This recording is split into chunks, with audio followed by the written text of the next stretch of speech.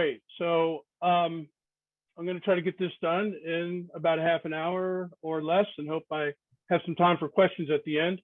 So again, I want to say thank you. It's a pleasure and an honor to be invited to speak today. And I'm very happy to be back in Flint. The only issue is that I'm not actually in Flint today. I wish I were in Flint. You can see from my title slide that I spent about 4 years at MSU College of Human Medicine in Flint. I'll show you a few pictures about that. But I'm speaking to you today from Northern Virginia, which is where I live, and I'll say a little bit about how that transition took place. But I want to focus you in on the title of this presentation. And when I first started working on these slides, it just came out to be the struggle to become a healthier Black elder. And I didn't really like that title. And so I wanted something a little more positive. And so the title of my presentation today is My Challenge. So this is going to be a little more personal because I do want to walk you through the challenges I face as a Black elder who's trying to become healthier. In the process of doing this, I'm going to introduce you to my research program that was up and running for 4 years in Flint. It was called Man Up, Man Down. And we were very interested in men's health. And so we used to say to everyone, if you man up, you could become the man down. In other words, we men can't man up to all the stress that life throws at us. So we say it's healthy and wise for Black men to talk to family, friends, and to each other. So you'll see Man Up, Man Down throughout this presentation. And when you see that logo, just keep in mind that we're trying to get Black men to live longer. And in fact, we want all Black people to live longer.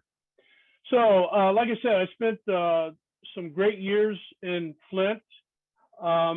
I actually lived in Flint in the Durant building. So that's me standing out in front of the Durant. There's an old picture of the Durant back in the day. I'm not sure what year it was, but what that used to look like. So you see that green arrow, that's my window. And so this other picture gives you a view from my apartment of Flint. So I used to cross that bridge and go to work down at the MSU building, the old Flint Journal building.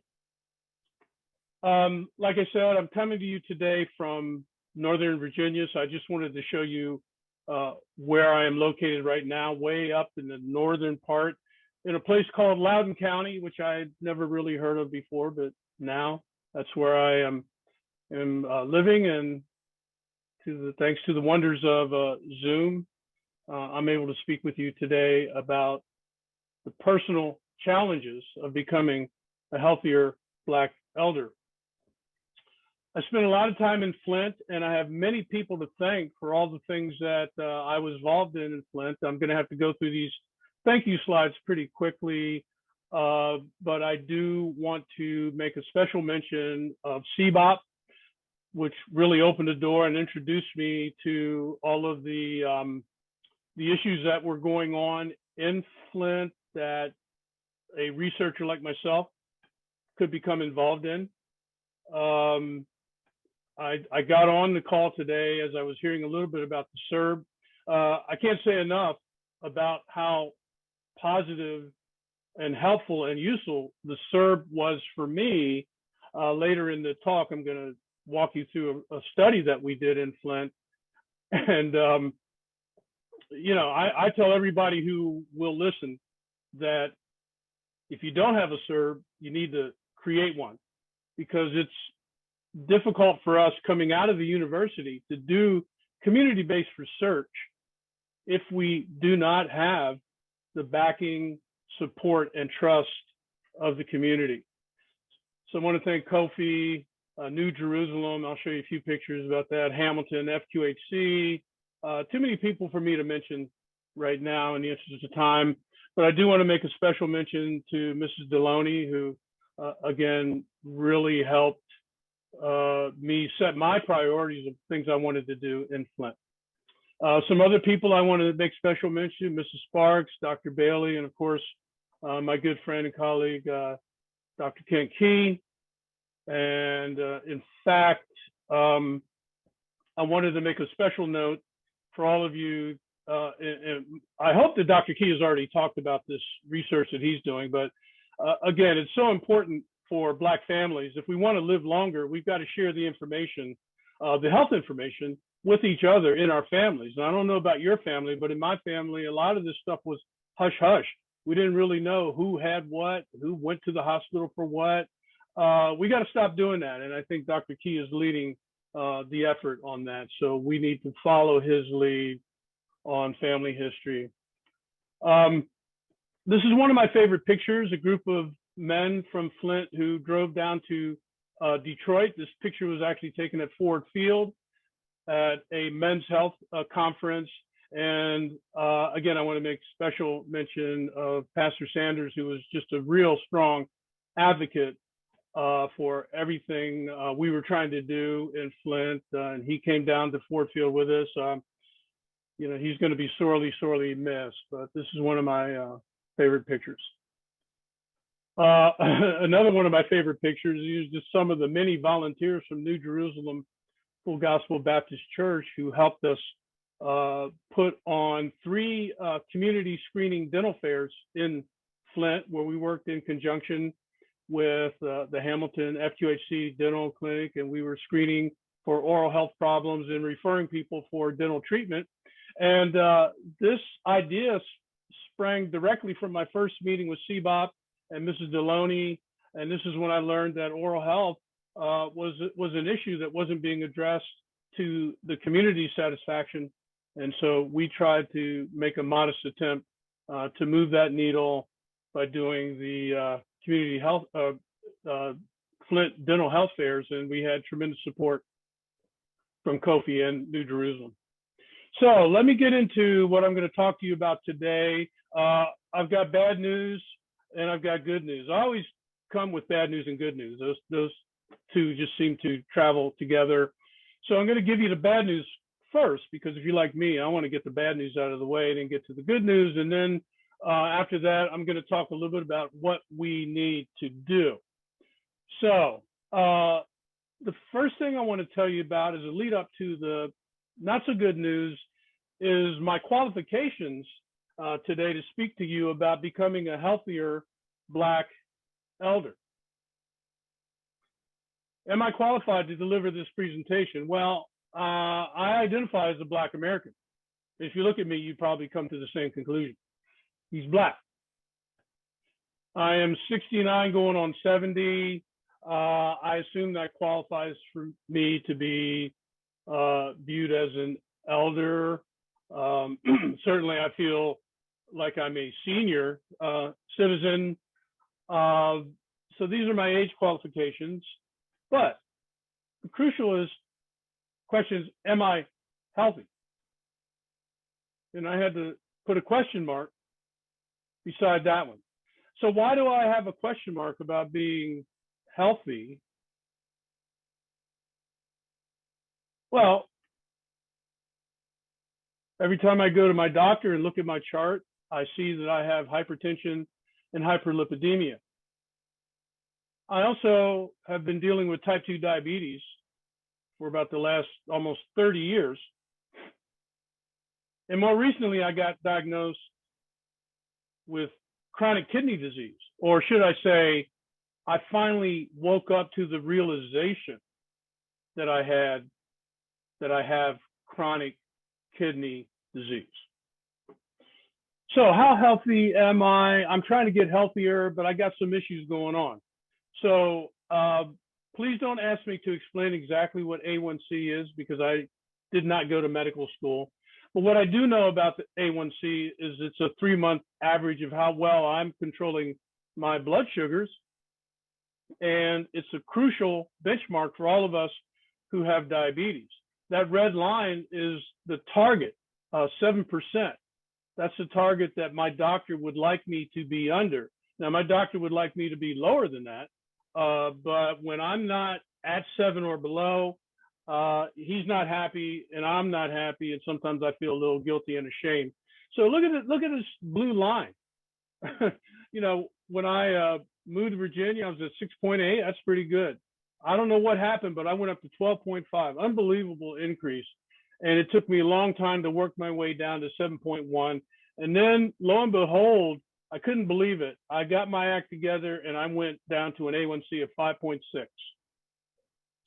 Now, one would expect that, oh, you got 5.6, you must have been doing something right. Keep doing what you're doing. I didn't keep doing what I was doing. I don't even know what happened, but I doubled that number. I went to from 5.6 to 10.0. And now I'm trying to get back on track, and it looks like I am doing much better than I was. My last doctor visit, my A1C came out to 7.3. We can talk a lot about what's going on there, but I think you get the message. I got to do better to become a healthier Black elder. I recently woke up to the realization that I have chronic kidney disease. And again, please don't ask me to explain what an estimated glomerular filtration rate is, because I did not go to medical school. I am a doctor. They call me doctor, but I'm not an MD doctor. And so what that means is I'm trying to get a basic understanding of what I have to do to pay attention to the indicators that my doctor says are important. So the only thing I want to point out here is that my eGFR is moving in the wrong direction. So I started out at 34 about 3 years ago, and now I'm down to 28. And if you look on the right, you can see that an eGFR of 28 puts me at stage 4 of chronic kidney disease. And if you look below that, to the chart below where I just put up the number 28, you can see where I am. And the wake-up call for me was that I need to start doing better at caring for my kidneys, because I absolutely do not want to end up at stage 5. So what's the bad news? Well, the bad news is not new news, because we all know this. Life expectancy differs by race and ethnicity in the United States. And here you can see among men, we have the lowest life expectancy, and it's been like that for a while. Among women, Black people still have the lowest life expectancy among women, and it's been like that for a while. And you can see that even when you look within the Black group, women are living longer than men, roughly by about 6 years. So when we focus on men's health, this is the bottom line outcome for us. We want to live as long as Black women, but all Black people want to live as long, if not longer, than the other groups. And this is pretty much what defines the area of health disparities. So Black men and women live sicker and die younger than everyone else. Why? There's a lot of reasons for it. It starts with our history of racism. Racism is stressful. The raw deal we've gotten in unemployment and education, more stress. The raw deal we've gotten in terms of our income and wealth, even more stress. So this is not good. These are the social determinants that we all are very upset about.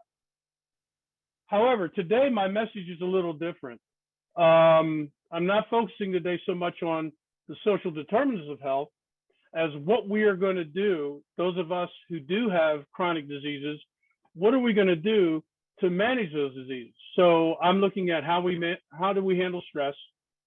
Do we move our bodies around? And what do we choose to eat?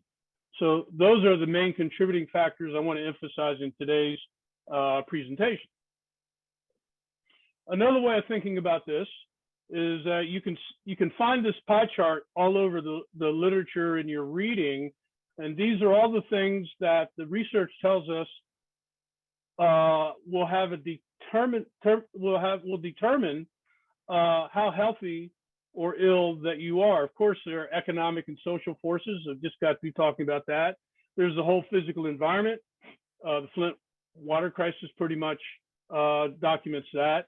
There's a role for genetics, but today I'm choosing to emphasize the red and the green: clinical treatment and behavior and lifestyle. So if you put treatment and behavior together, according to this research, that works out to be 40%. And those two factors are determining our health outcomes. And that's equal to the socio-political determinants of health. So when I look at it from this standpoint, the answer I come away with is that I have to behave.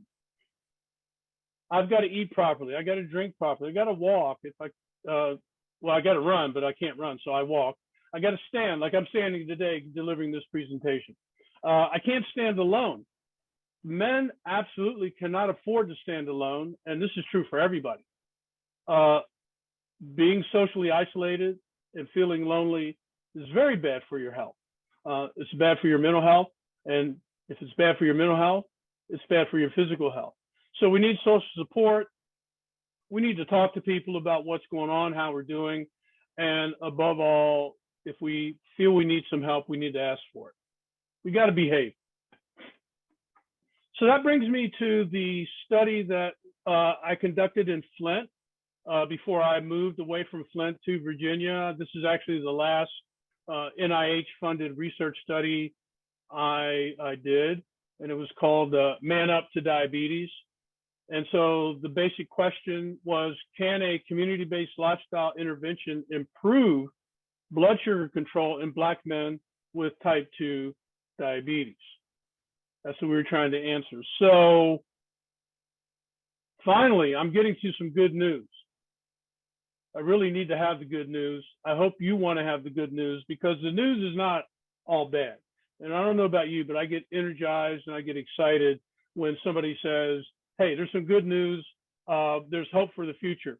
And you're looking at a picture of where the good news started for us in Flint. These are all the men who chose to enroll in the Man Up to Diabetes intervention study that we conducted in Flint. The average age was 61 years. Somebody once told me they'd never seen this many Black men together at the MSU building before, and I was very happy that we were able to get so many men together to help us figure out what we're going to do to control, to do a better job of controlling our type 2 diabetes.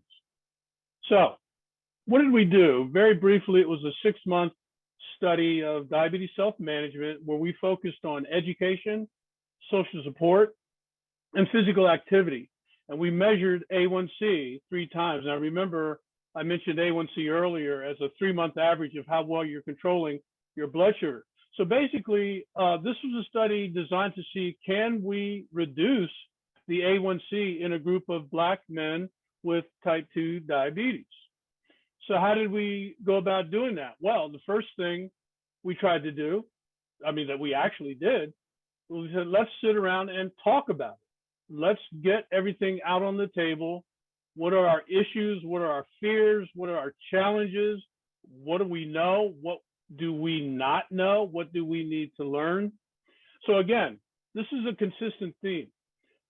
We need to share the information. We need to talk to each other about what we're dealing with. So we met every week and had these incredible discussion groups. We also said, let's move on it. We've got to move our bodies around. Now, this doesn't mean that we are, going to the gym and just, working out like maniacs, lifting weights. Like I said, I can no longer run. I used to run all the time, but I can't run now. But I can still walk. And if I can't walk, I can stand. And if I can stand, I could probably do chair exercises. The point is that we have to move. we've got to move our bodies. And so the Man Up to Diabetes study that we did, we combined our education and our support and our discussions with a little bit of physical activity. That's our trainer there, who was part of the study staff, Mr. Mark Harris. You can see some of the men moving around, doing stretches. Here's the good news. Over this very brief 6-month period, as a result of being in this study, we were able to reduce the average A1C in our study participants significantly, going from an 8.9 A1C to an 8.1 A1C. Maybe that doesn't sound like a lot to you, but that's a huge gain, and it's trending in the right direction. And statistically, this is a significant reduction in A1C. Now, look down at that red line, because that's where we all want to be. And that's where we wanted our average A1C to be. So the good news is that we were trending down. The news that we're a little disappointed about is that we ran out of money because the study was over, and we were not able to get everyone down to a 7% A1C, but I'm convinced that if we had had more time, we would have done that. This is very promising. These are very promising results. So to wrap this part of my presentation up in terms of a researcher and what a researcher has to think about, I boil it down to 3 questions. The first 2, so what? You know, what is the importance of what we're doing? And I think, to me, trying to get on top of type 2 diabetes in the Black community is just an obvious answer. The diabetes rates in Flint are high. The diabetes rates across the board are higher for us than for other groups. The second one is who benefits? I think we always have to ask ourselves, who benefits? And in this case, if you're doing community-based research, then you've got to figure out a way to make sure that the community is ultimately going to benefit from the work that you're doing. We can talk about how to do that. The third question is a question that I got from another friend and colleague that I worked with closely in Flint, Yvonne Lewis. She was always telling me, ask what's next, what's next? And this is a very important lesson for university researchers, because a lot of times we think, oh, what's next is I'm going to run back to my office and publish the results of my study. Well, that's your what's next, but that's not the real what's next, because you've got to figure out, how is this work going to have a positive impact on the community? So Yvonne used to always tell me, you know, there's always another question, there's always another thing to do. So what's next for Man Up to Diabetes? Well, unfortunately, our post-study community outreach plans were postponed, and I still use the word postponed, not canceled, but they definitely got postponed when the travel ban went into effect. So I can't wait for the day that I'm back in Flint, but right now I'm in Virginia, but I hope to get back in Flint. We definitely need to expand this study. It needs to be replicated. I know there are other investigators working in Flint. I'd be happy to tell them everything we learned from this study, to see this work continue. But we definitely need to reach more Black men who have type 2 diabetes. My study here was only 40 men. So all of the guys in the study said they knew at least 3, 4, 5 other men who also had type 2 diabetes. And so that's what we need to do next. We definitely need to include women in the study. When I was doing my recruiting around the neighborhoods, talking to a lot of people about it, a number of women stopped me and said, well, why can't we be in the study? And I said, I don't know why, other than the funders said they wanted a study of Black men, but you should be in the study, but you can't be in the study, but maybe you can be in the next study. So we definitely need to expand beyond men. If I had it to do over again, and hopefully someday I will be able to do it over again, we need to spend more time talking to the men about food preparation and eating out at restaurants. This was a constant theme that came up, not only during the study, but in the year before. We did a lot of focus groups. And this was this is something that was just really on the men's minds. How do they eat in a healthy way while they're, eating out with other people?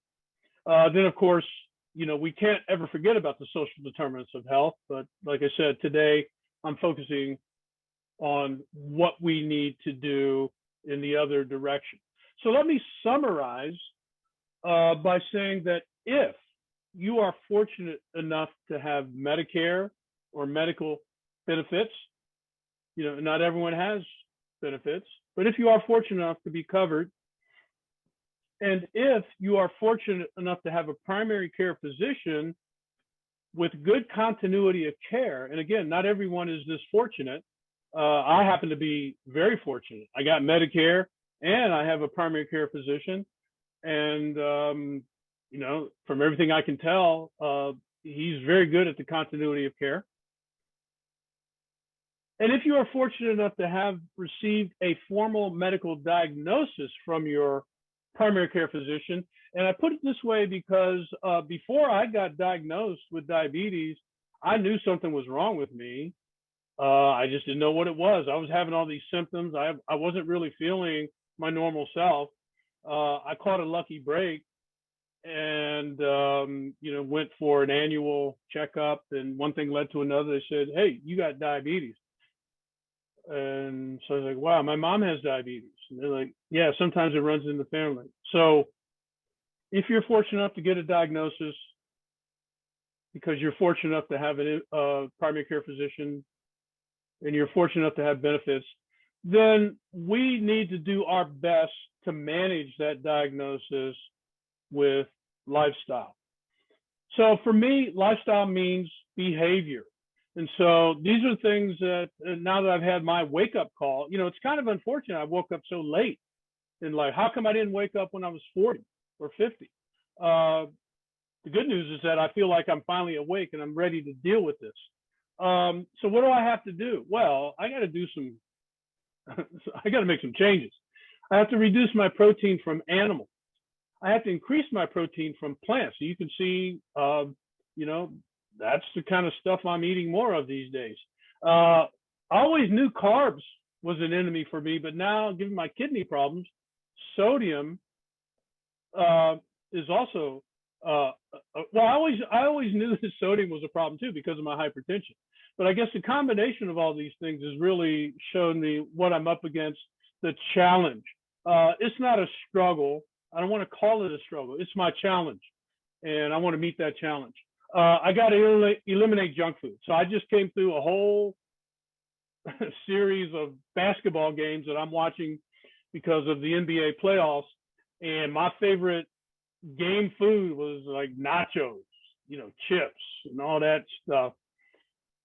Well, I had to change my orientation toward game food.